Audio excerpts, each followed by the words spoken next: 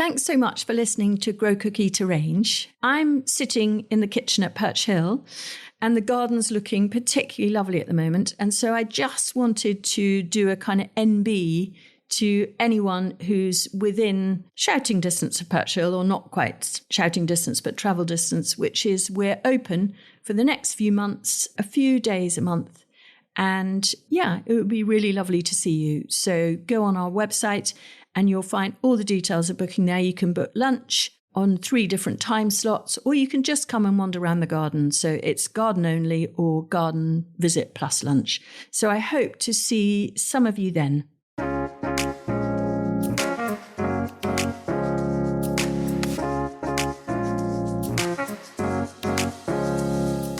Welcome to Grow, Cook, Eat, Arrange, the podcast of me, Sarah Raven. And today I'm on my own. And that's because I wanted to talk about all the different systems of staking that we use at Perch Hill. And I suppose, why is it interesting? And why is it interesting enough to do a whole podcast on it? Well, we use only natural materials here. So in the old days, we used to, I'm talking only 5-10 years ago, we used to use bamboo canes and clematis, green clematis netting or pea netting, which is made from plastic. And then as we really sort of thought about the philosophy of the garden and making it as natural as we possibly could and as sustainable as we possibly could, one of the things that we needed to address was our staking systems. So we decided we would rather like to ban bamboo canes, and we wanted to move away from plastic green pea clematis netting to jute and to twine, basically because anything that is harvested locally here, wood-wise, or twine, whether it be thick hopbine or thinner normal garden twine, you can put them on the compost heap and they decompose, they're biodegradable. And that seemed to fit very well with the direction that we were going about sustainability. So we really addressed our whole system. And I just wanted to talk about that and whether it works and how you do it. So the first thing to talk about is actually we now harvest our own bamboo canes here. And we grow the black bamboo, Phyllostachys nigra. We have 2 clumps of it, big clumps of it here in the Oast garden, actually. And I planted it 25 years ago, and it's done well. And what we find is that when you've got a mature clump of bamboo, and by the way, it's really important to know that Phyllostachys nigra is the one that is not invasive. So a lot of bamboos you really don't want to put into the garden at all because they just romp away and fill your whole garden, rather like Japanese knotweed. So they are not your friends. But the Phyllostachys nigra is definitely your friend because it's elegant and graceful, reaches maybe 15 foot tall, I'd say, at its tallest wand, so to speak. But anyway, what we found is with our clumps, they were beginning to get a bit congested. And so we now have this rule that in the winter, as part of our sort of pruning program, we actually get in there with a little Japanese saw. And some of that's for the bigger ones, but some you can just use, hedging shears or whatever. And we thin it by at least a half, if not even a third. And what that does is 2 things. 1, it makes the clump more graceful. 2, and it really does, by the way, it lets air and light through it. So it looks so much lovelier, like a sort of almost like a sort of bamboo curtain going into a room. It just creates this lovely, very light barrier with lots of light coming through it. But 2, it gives us our own bamboo canes to harvest. And we leave them at full length, so the whippy tops are left as they are, and we find they make the most perfect tops to our arches. And so I'll come back to that, is what we use them for. But they're just brilliant. I mean, the diameter of each bamboo is a maximum the diameter of the size of my little finger, minimum, a third less than that. And so they're not super strong, not super robust, but they are really nice and pliable. And that's quite handy when you want the top of an arch. Anyway, so I do think Phallostachys nigra is a nice, elegant plant. It was very trendy about 25 years ago with that whole sort of subtropical garden look, but I love it. So that's that. But we also use chestnut here a lot. We're in East Sussex, in the southeast of England, and it's the most wooded county in England. And the woods all round here are full of chestnut coppice. And chestnut has those very jaggedy leaves that look like they've been cut with serrating shears. And it has those really, really prickly green pom-pom fruit, nuts, whatever you call them, in the autumn, in September, October, which then reveals sweet chestnuts. And there's a cycle in this part of the world where one area of wood is cut down, I think it's every 14 years. And I remember when I first saw it, I was like, why have they chopped all the trees down? That's so sad. But actually, it isn't. It's part of the whole natural process of harvesting wood for stakes and fencing, which is very much part of the local look around here. And they just regrow from the base. And that's why it needs to be on a 14-year, if I'm correct that it's 14 years, cycle, because that gets each individual branch as it grows out of what's called a stool, actually. The stool is the root ball. It gets to a decent size by 14 years. But obviously you can go in and harvest sooner if you want to. But the great thing about sweet chestnut is that it doesn't rot in the ground for 10 to 15 years. And I imagine on a dryish, sort of sandy, chalky soil, it would be more like 15. On our heavy clay soil, it's sort of 10 to 12 years. But you can create a whole, either a sort of picket fence or we have split chestnut paling fences here all round. And even the ones buried right in the clay soil don't rot. And that is just brilliant. So it's like oak, but it's coppiceable. So unfortunately, when you cut an oak tree down, it doesn't regrow. But when you cut a chestnut tree or stool down, it does regrow. So it's incredibly sustainable wood to use. And we use lots of it. So that is starting with the biggest down to the littlest. So I've given you the Phallostachys, the bamboo, which is the littlest, and chestnut gives us the biggest stakes that we use here. And it's actually quite windy here today, and you may hear that. I'm in the new greenhouse, and I hope you're not going to hear a sort of terrible whistling wind, but it is actually quite windy here. And do you know what? It often is at the turn of May into June.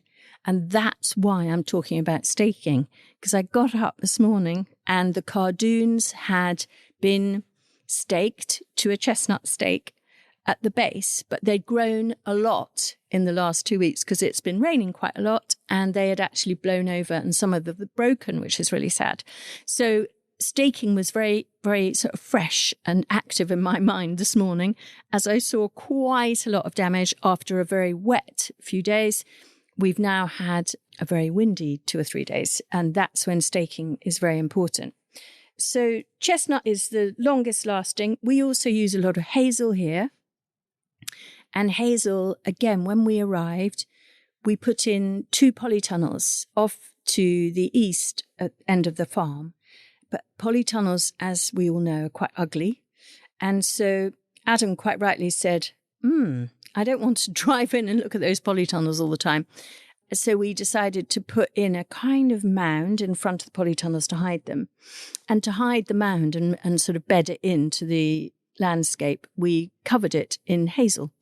And we literally just put in little hazel whips. And now, 25 years later, they form really substantial, again, hazel stools or, root balls from which we can harvest. And that rotation we do much more often. We do every 3 to 4 years to give us diameter stakes that are more like 3 times to 4 times the diameter of my thumb, something like that. I've actually got quite sort of stumpy digits. So mine aren't long and elegant, but if that gives you some sort of gauge of the size. So they are the next grade down, if you see what I mean. So we use those for staking our sunflowers and also for our dahlias. But I'll come back to all the uses in a minute.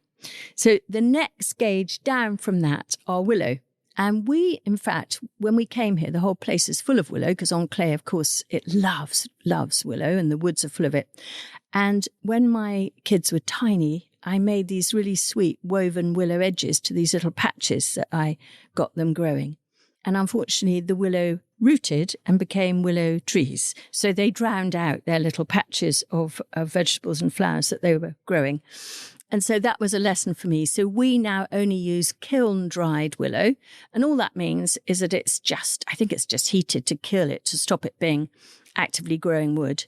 But if we don't want to do that, what we do is we literally just get a sharp knife and just take the bark off the bottom section of the willow stake if we harvest it from the wood. And you need to do that 6 inches above the soil, because otherwise it has the capacity to throw down roots. 6 inches down, it can still root. But as long as you bark it a decent height above the soil, then they won't root. So that's the next one down. And the finest of all that we use a lot of here is silver birch. And silver birch is incredibly pliable, as is willow, of course. But with birch, it's incredibly twiggy. So you get one thin stem, and obviously you get bigger branches and smaller branches, but they go down to the size of a sort of fat pen, I suppose. But from that will come lots and lots of twiggy branches, whereas willow tends to have more straight, less branched habit. So silver birch we very much use for things that need climbing frames, and so we use it for things like sweet peas. But again, I'll come back to it. But so starting with the biggest, longest lasting, it is chestnut, and very long lasting but fine gauge is bamboo. But so from chestnut you come down to hazel, from hazel you come down to willow, from willow you come down to silver birch. And they all have very, very different roles in the garden because of the gauge and their strength and their durability. But we love them all and we use them all. So what do we use them for? Well, I hope you can hear the wind a bit so you get a bit of atmosphere. But I just want to give you the well-known scenario as a gardener, which is you walk out of your door and you've got a really beautiful cardoon in my case, or let's say a clump of delphiniums. And it's the first week of June and everything's growing really well and the delphinium spires are beginning to elongate. Or it could perhaps be lupins if it was a bit earlier, or it could be perhaps perennial sunflowers, or even sunflowers if it was a bit later. Now, what happens is it's really windy and you come out in the morning and, oh no, it's tragic. Not only have most of the stems blown flat on the ground, but actually some of them are broken at the base. And that's what happens with dahlias, because they're so top heavy. If they get into quite a substantial wind, they often just break right from the tuber. And so you all the stuff that you've been nurturing and got past the slugs and snails, and you're really pleased because this year it hasn't been sluggy or snaily, has it? And so everything's looking really good. And then, the wind does the damage. So don't let that happen. Bossy Sarah, coming into overdrive now, you need to stake. So I'm going to talk you through the different systems. And as I mentioned with the cardoon earlier on, so that has got either a hazel post, a substantial one, or a chestnut post. And what I'm using to attach that is what I call a clove hitch knot. And apparently this is, if you are a sailor, it's what you tie your fenders onto your boat with. But I'm just going to try and describe it. But if not, there's a video on the website if I don't describe it adequately. So you cut a length of twine about 60, 70 centimetres long, and you go a sort of a quarter of the way into your length of twine, which you extend out between your left and your right hand. And then you bring your right hand and you do a forward loop, as I say, about a quarter of the way along the length of twine, a forward loop going right over left. Then you move a couple of inches along and you do another forward loop right over left. So your right hand is looping forward over the length of twine. Now, this is the key thing. You then do not rotate. What you've got is two little rabbit's ears, and you tuck rabbit's ear number 2, right-hand rabbit's ear behind rabbit's ear number 1, left-hand rabbit's ear. You tuck it behind. You don't rotate it. That is critical. Okay. So you tuck it behind and that gives you a double loop. That goes over the top of whatever stake you're using.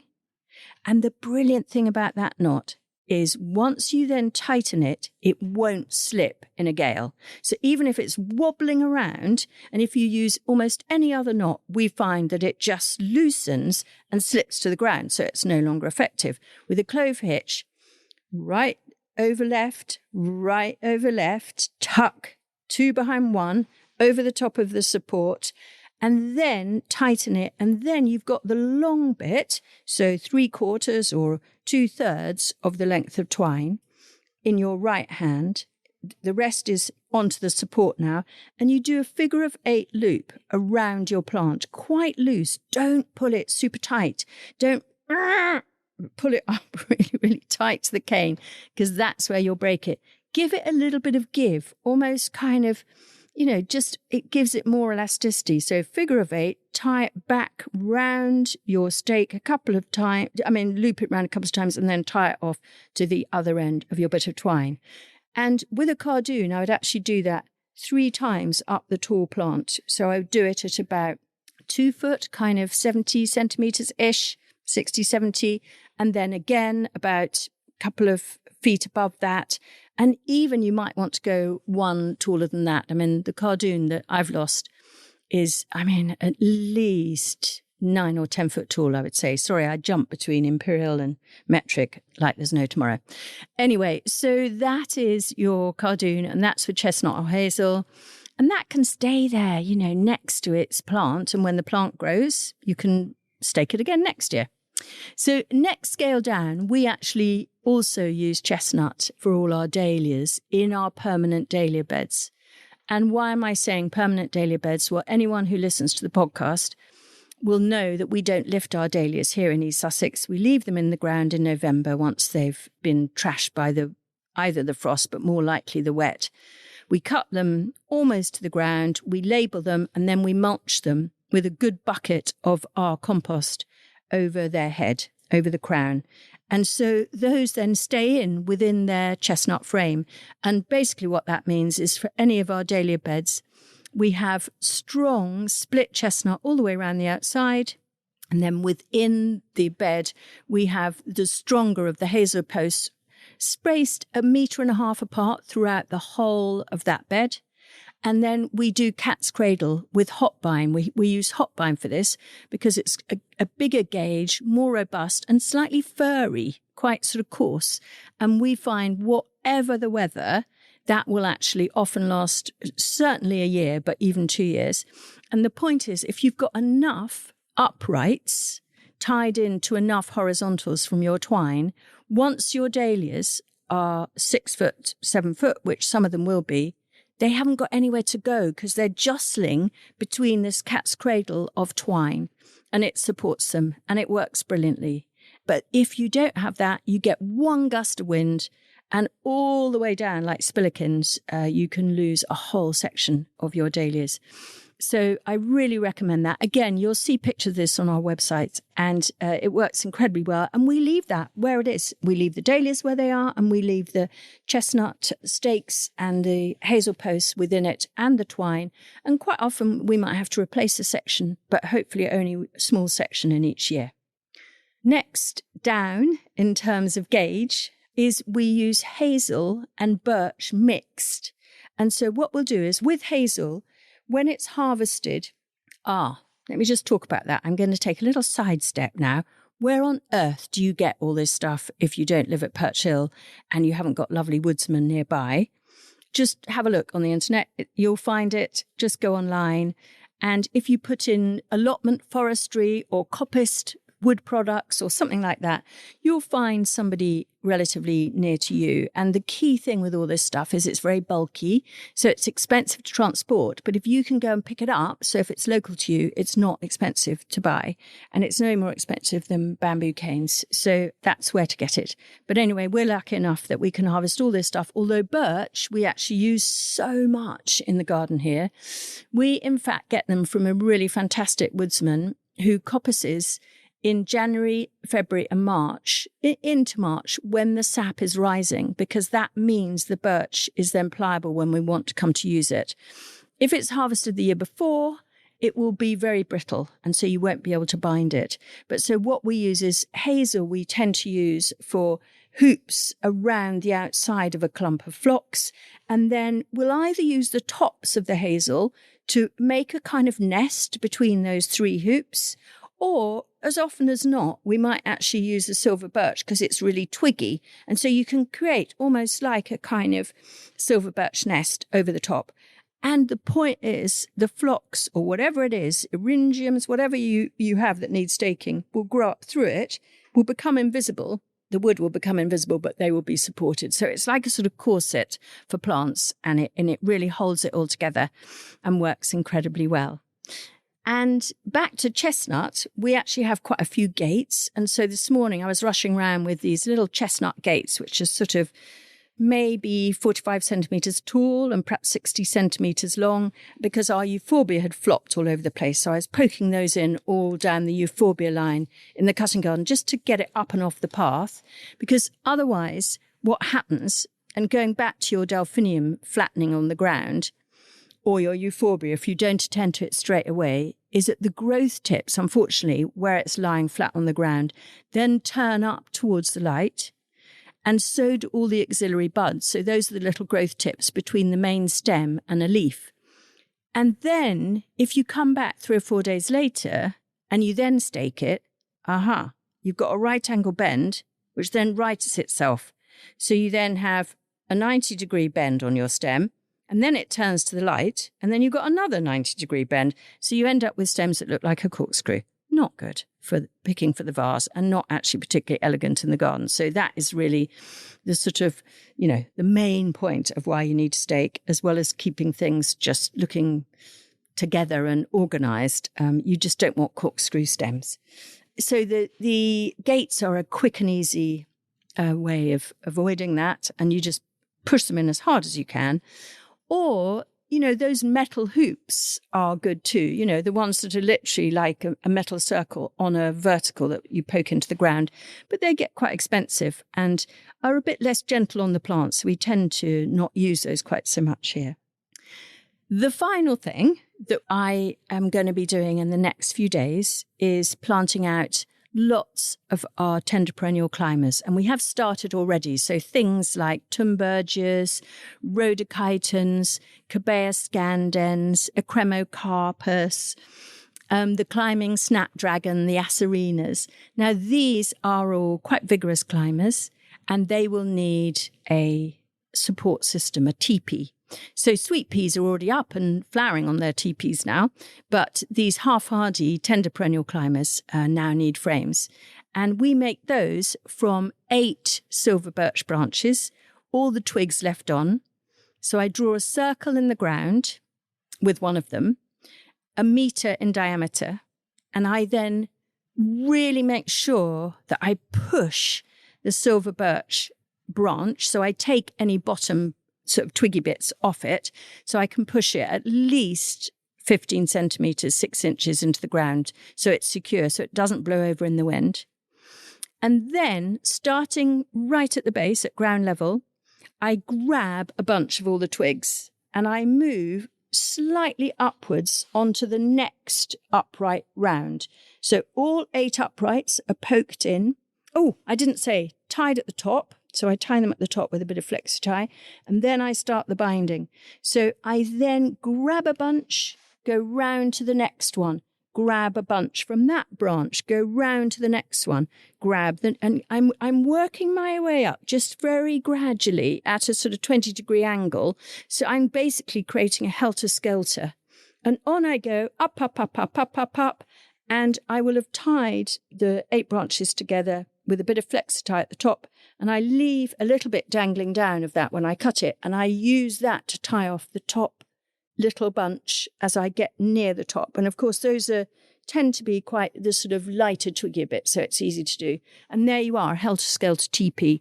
Really fun to make, really easy to do, and really looks so lovely and natural in the garden. So that's it, staking in a nutshell with all natural materials. We do use jute netting, which I did mention, which is the only non-wood thing that we use here. Well, twine and hop pine. And we do use that for things like antirrhinum, snapdragons, or cosmos. And so what we'll do is we'll have our kiln-dried willow stakes in the cutting garden or around a clump in the oast garden. And we put them round the outside, spacing them at about, if it's a sort of smallish clump, space them at 45 centimetres.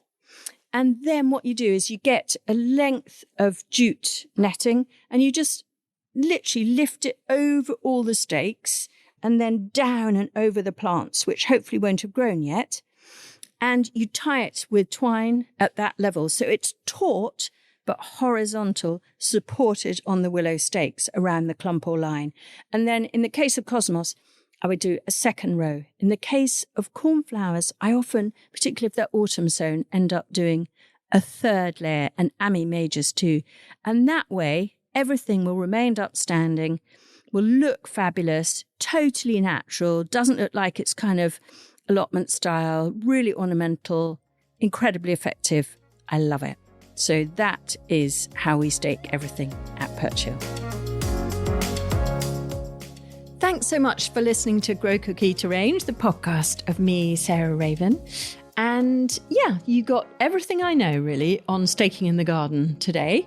Then next week, I'm talking to one of my young heroines, Anna Greenland, who works quite a bit with Alan Titchmarsh on his gardening programme. And I met her many years ago now, actually. She was the head gardener and growing the veg at Soho Farmhouse in Oxfordshire.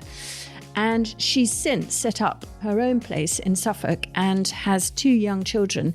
And I'm going to chat to her about gardening with her children, which is something that I did 30 years ago or 25 years ago. And so join me next week as we begin to get towards the summer holidays about thinking about how gardening can be one of the things that you can do with your kids. So see you then.